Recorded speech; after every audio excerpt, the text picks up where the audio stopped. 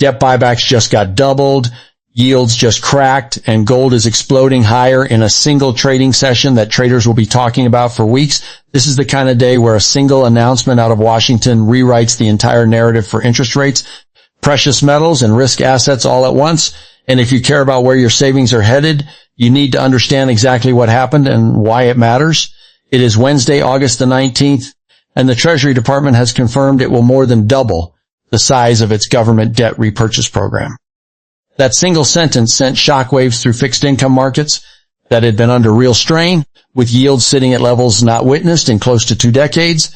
The 10-year yield fell sharply on the news. The 30-year dropped even further, sliding 1.6% in a single session. Meanwhile, gold surged 3%, Bitcoin jumped 5.5%, and both major equity benchmarks pushed higher. Every asset that benefits from falling borrowing costs caught a bid at once. This was in the truest sense a risk-on day, and it was triggered not by a surprise rate cut or a shock economic print, but by a technical intervention buried inside a debt management announcement. It is worth pausing on just how unusual it is for a routine quarterly refunding update to move markets this violently. Debt management announcements are typically technical, dry, and largely ignored outside of a small circle of fixed income specialists. When one of these updates instead becomes the dominant story across equities, currencies, and digital assets on the same trading day, that alone tells you something meaningful has changed beneath the surface of how the world's largest bond market is functioning. Here is the language from the Treasury statement itself, paraphrased for clarity. The department said it would more than double the size of its buyback operations, an action that immediately pushed yields sharply lower at a moment of considerable stress across fixed income markets, with borrowing costs having surged to multi-decade highs. The announcement targeted a particularly sensitive segment of the curve, the long end, where demand has been thinning for years, even as supply pressures mount. To understand why this matters, it helps to look backward. This maneuver echoes a strategy used more than a decade ago when policymakers attempted to suppress long-term borrowing costs while allowing the short end of the curve to remain elevated or even rise. Back then, it was framed as an operation to twist the yield curve, buying longer-dated paper while letting shorter maturities trade more freely. The market is now watching a variation of that same playbook unfold in real time, and the parallels are hard to ignore. What makes this moment particularly striking is that policymakers have been reluctant to say much publicly about the short end of the curve. Their focus, at least in the messaging, has centered entirely on the long end, on capping those 30-year yields that have hovered above 5% for more than 6 weeks. But pushing down long-term rates while leaving short-term rates untouched does not happen in a vacuum. It reflects a deeper worry, one about the absence of committed, long-duration buyers willing to hold 30-year paper for the long haul. Even though the actual volume of long-dated issuance has declined recently, demand has fallen even faster, and that imbalance is precisely what forces a debt manager's hand. This is not an isolated episode either. Just a few weeks earlier, authorities intervened directly in currency markets to stem selling pressure tied to a major overseas bond market, an episode that now feels like it happened months ago given how quickly headlines are moving. Even though it was barely 3 weeks prior, that earlier currency intervention was itself an attempt to prevent further liquidation of foreign-held government bonds, an early signal that officials on multiple continents were growing uneasy about who exactly would show up to buy long-duration government debt. Holdings of that paper by major foreign creditors have continued sliding regardless, underscoring just how difficult this problem has become. Taken together, the currency intervention and now this buyback expansion point toward the same underlying anxiety, a shrinking pool of buyers willing to commit capital to 30-year paper. So why exactly is a debt manager so concerned about where long-term yields are heading? The mechanics are simpler than they might sound. When a bond market weakens, meaning prices fall and yields climb, it becomes structurally harder to place new issuance.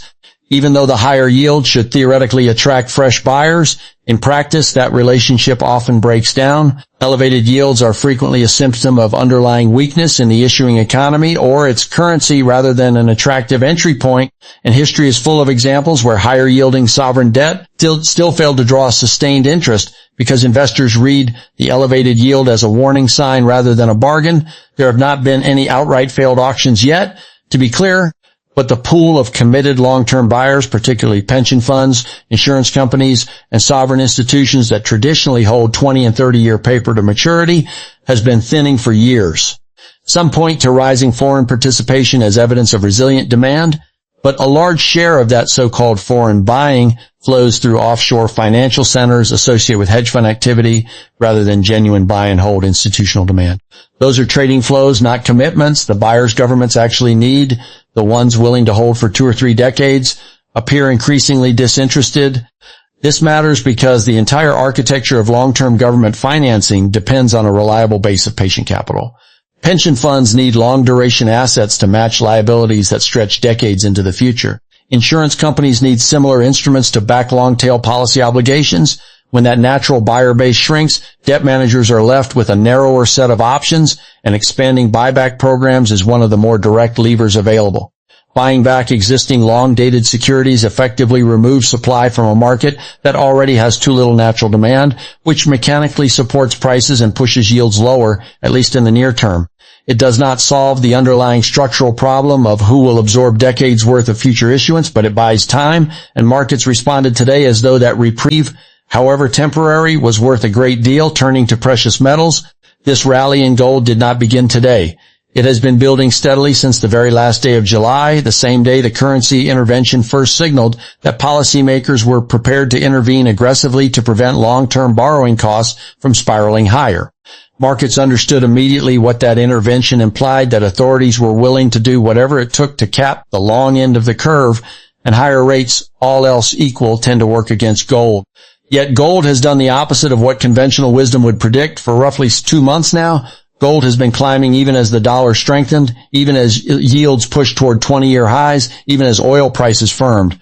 Under a textbook framework, none of those conditions should have been supportive for bullion, and yet gold pressed higher regardless, which suggests the metal was reading something deeper into those simultaneous moves, perhaps sensing structural fragility building beneath the surface of the financial system, or perhaps anticipating that some form of monetary easing, whether outright quantitative easing or a more targeted yield curve control program, was coming down the pipeline. Either way, both outcomes point toward looser monetary conditions, and looser monetary conditions have historically been a tailwind for gold. A second signal has been just as telling. Silver has kept pace with gold over recent weeks, in some stretches even outperforming it. The more speculative junior mining index has moved in lockstep with its larger, more established counterpart rather than lagging behind.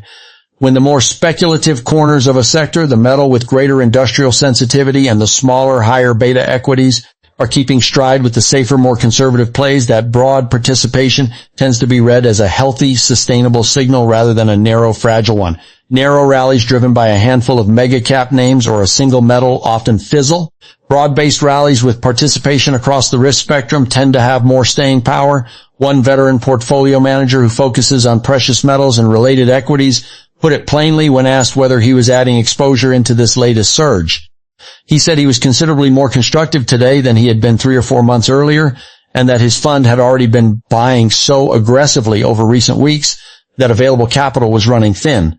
That kind of conviction, expressed by someone who spends every trading day analyzing this sector, carries real weight, especially given how selective institutional allocators in this space tend to be. Silver deserves a closer look on its own merits, separate from its role as a gold proxy. The metal now trades above $60 an ounce, a level that would have seemed extraordinary just a couple of years ago, and demand drivers extend well beyond investment flows alone. Industrial applications tied to electrification, solar panel manufacturing, and advanced electronics continue expanding structurally, layering genuine physical consumption on top of whatever investment demand shows up during periods of monetary uncertainty. That dual demand profile, part monetary hedge and part industrial input, is part of what makes silver behave with amplified volatility relative to gold, moving further in both directions depending on which narrative dominates at any given moment. Exploration and development activity across the silver sector has also picked up noticeably. Junior companies reporting standout drill results are drawing renewed attention from investors who had largely ignored the space during the quieter years earlier this decade. One project in Ontario, for example, recently returned assay results showing exceptionally high-grade silver mineralization across a substantial intercept, the kind of result that reminds investors why speculative exploration names can deliver outsized returns when a well-managed team hits genuine high-grade discovery in a supportive price environment.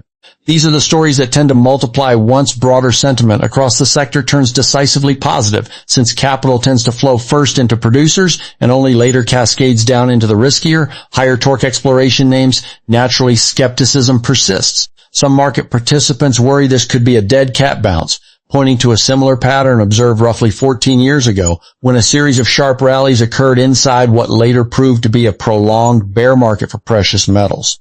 Hindsight painted those earlier rallies as traps rather than genuine turning points, and the obvious question follows, how can anyone be confident this time is structurally different rather than a repeat of that painful pattern?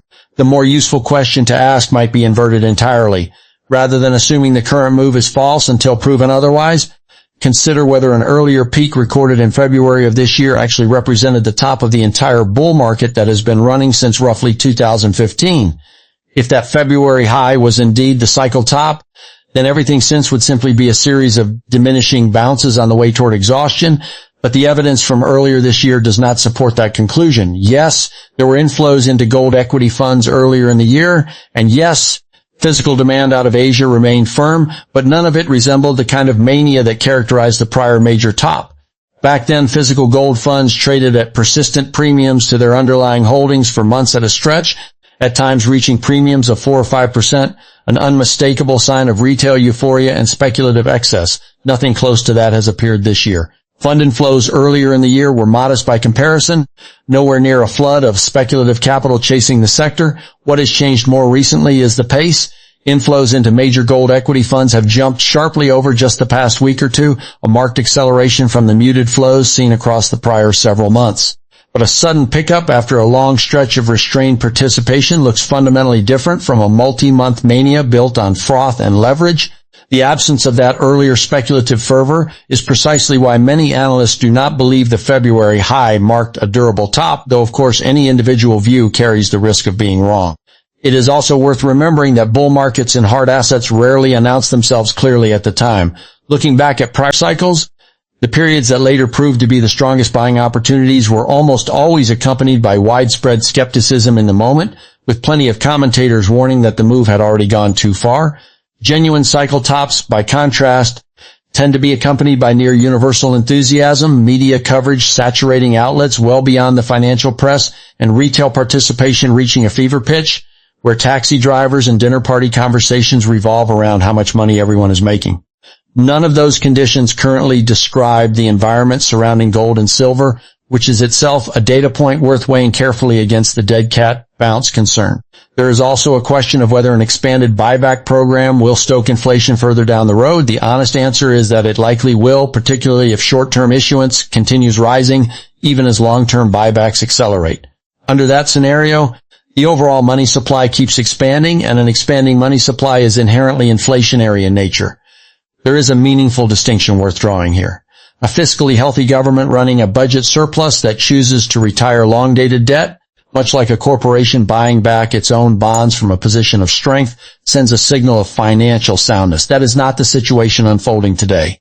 This buyback expansion is not happening because fiscal conditions have improved. It is happening because long-term demand has grown scarce, and if short-term issuance keeps climbing to fund the shortfall, the inflationary implications are difficult to avoid. There is a broader historical pattern worth acknowledging here as well. Whenever debt managers or central banks intervene directly to suppress a specific segment of the yield curve, the intervention rarely stays confined to that single segment for long.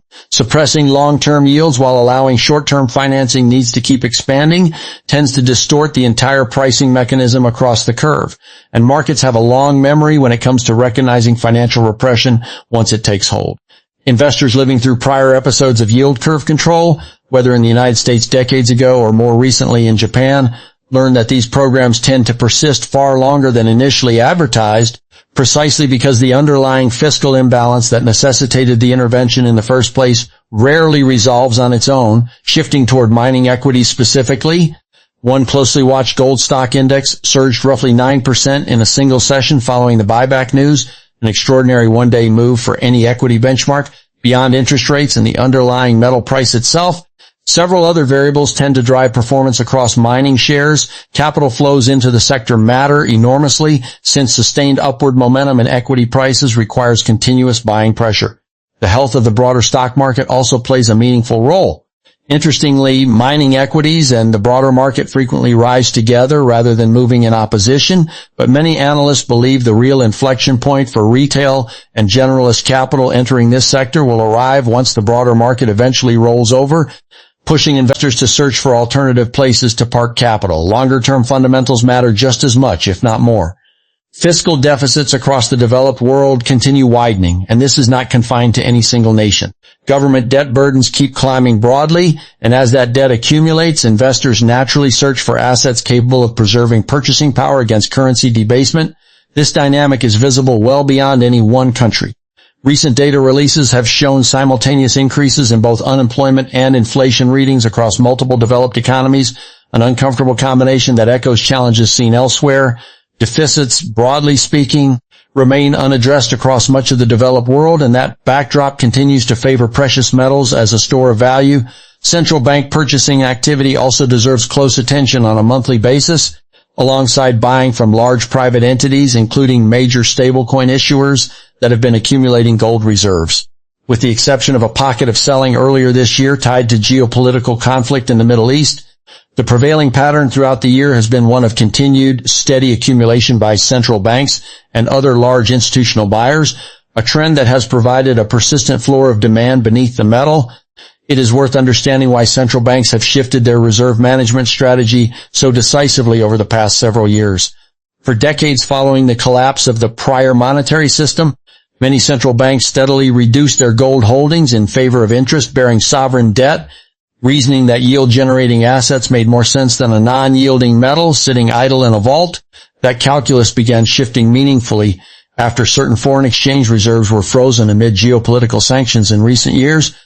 An episode that reminded reserve managers around the world that sovereign bonds denominated in another country's currency carry a form of counterparty and political risk that gold simply does not share. Gold sitting in a central bank's own vault cannot be frozen, sanctioned, or frozen by a foreign government's decree, and that realization has driven a durable structural shift in reserve allocation strategy that shows little sign of reversing.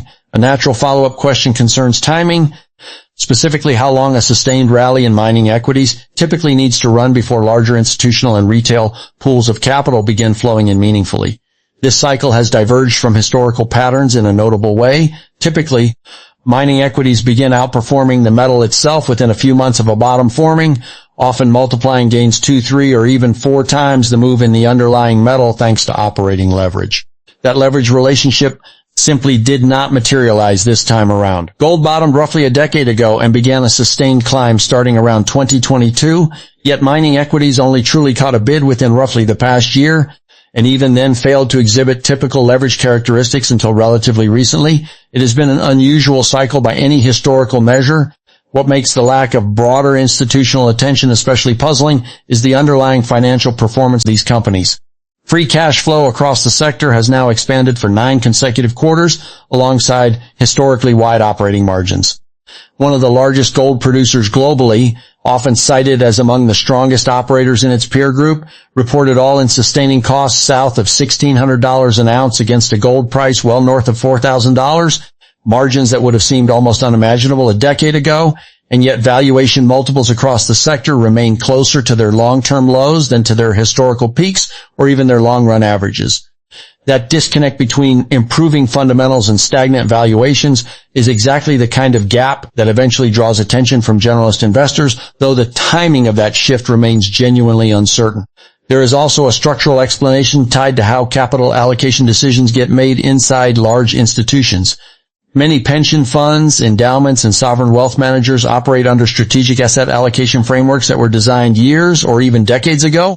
Frameworks that often assign only a token allocation, sometimes as low as 1 or 2% to precious metals and related equities. Shifting those frameworks requires committee approval, updated risk models, and often a multi-year review cycle before capital actually moves. That institutional inertia means the sector can remain fundamentally cheap relative to its own history for extended periods even as the underlying case strengthens, simply because the mechanical process of reallocating large pools of capital moves far slower than market prices do. Once that process does begin in earnest, however, the sums involved dwarf anything retail investors could contribute on their own, which is part of why seasoned observers of this sector watch fund flow data so closely for early signs of institutional participation beginning to build. Part of the explanation likely lies in simple opportunity cost. As long as broad equity benchmarks keep climbing, many retail investors have little incentive to look elsewhere since they can generate satisfactory returns simply by staying invested in familiar large cap names without doing additional research.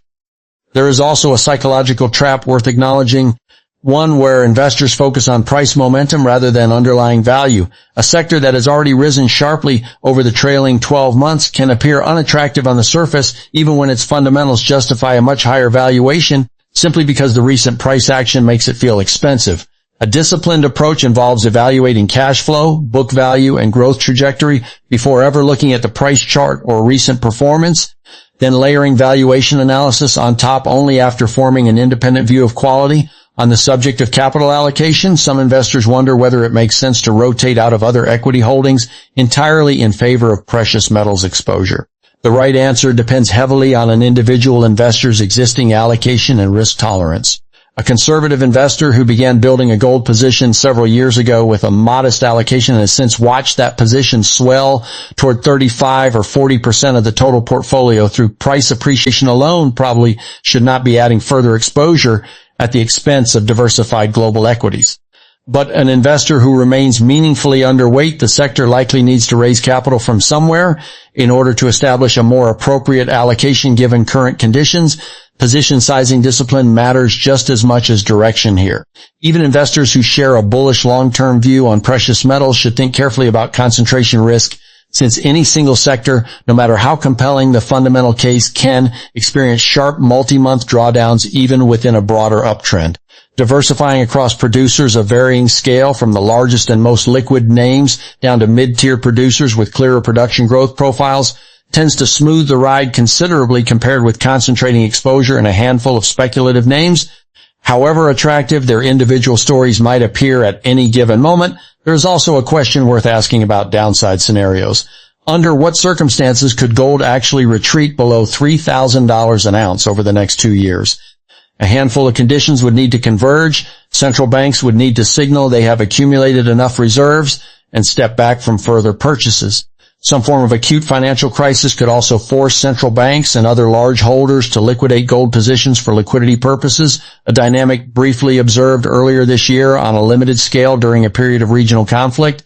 And perhaps most fundamentally, governments around the world would need to genuinely address their fiscal imbalances, bringing deficits under control in a durable way.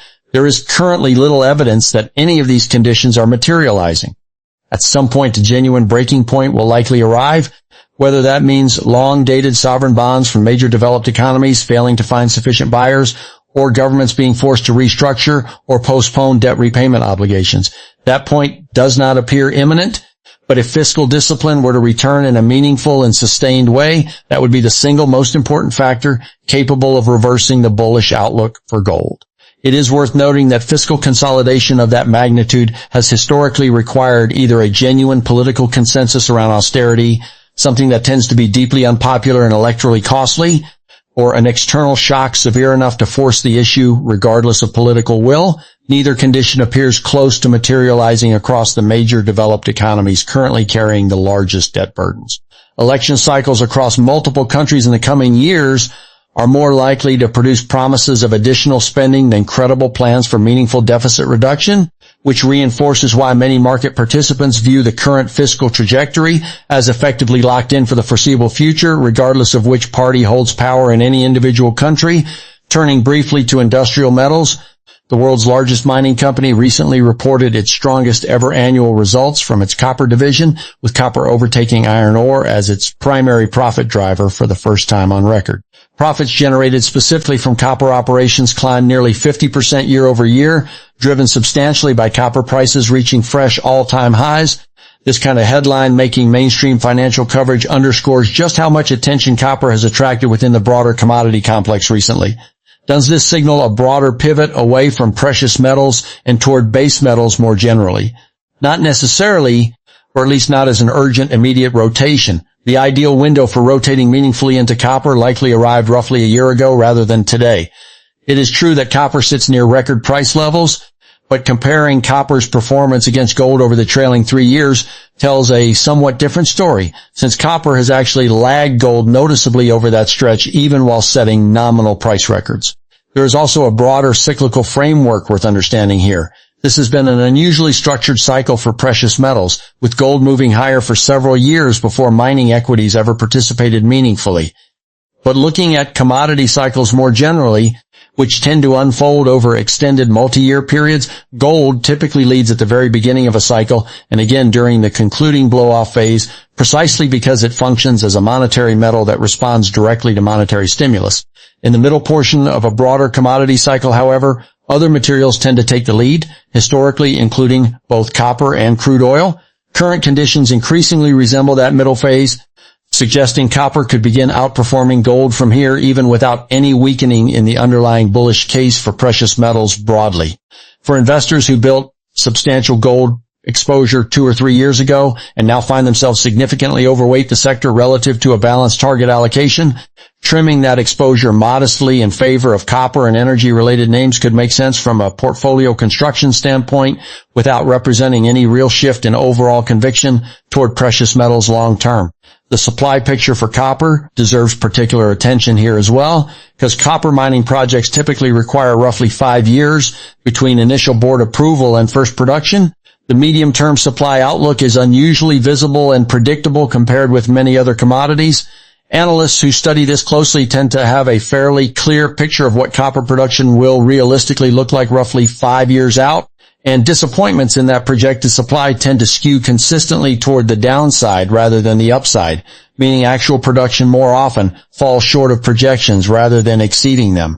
Given current demand trajectories tied to electrification and broader industrial applications, the emerging consensus across much of the analyst community is that available copper supply simply will not keep pace with anticipated demand growth over the coming years.